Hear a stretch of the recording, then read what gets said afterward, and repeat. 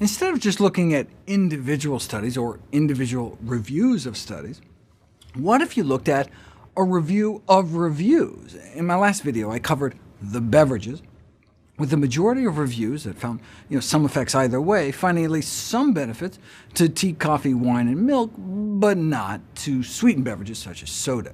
As I explored in depth, this approach isn't perfect, It doesn't take into account things like conflicts of interest, such as industry funding of studies, but can offer an interesting kind of bird's-eye view on what's out there in the medical literature. What did the data show for food groups? You'll note the first thing the authors did was split it up into plant-based foods and animal foods. For the broadest takeaway, we can look at the totals. The vast majority of studies on whole plant foods show either protective or at the very least neutral effects, whereas most reviews of animal-based foods identified deleterious health effects, or at best neutral effects. Let's break these down, though. The plant foods consistently rate uniformly well, reflecting the total. But the animal foods vary considerably. As you can see, if it wasn't for dairy and fish, the animal foods total would swing almost entirely neutral and negative.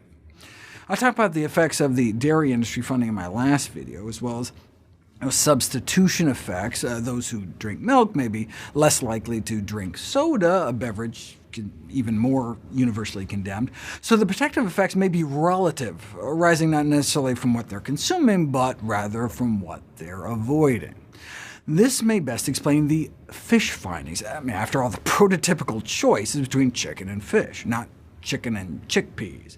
And not a single review found a single protective effect of poultry consumption.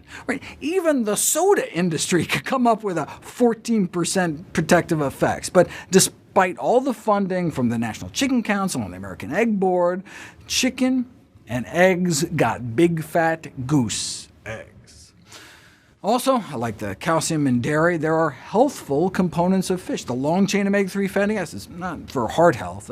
In the most extensive systematic assessment of effects of omega-3 fats on cardiovascular health to date, increasing the fish oil fats had little or no effect on cardiovascular health. In fact, if anything, it was the plant-based omega-3s found in flax seeds and walnuts that was protective.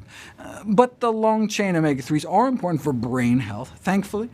Just like there are best of both worlds non-dairy sources of calcium, there are pollutant-free sources of the long-chain omega-3s, EPA and DHA as well.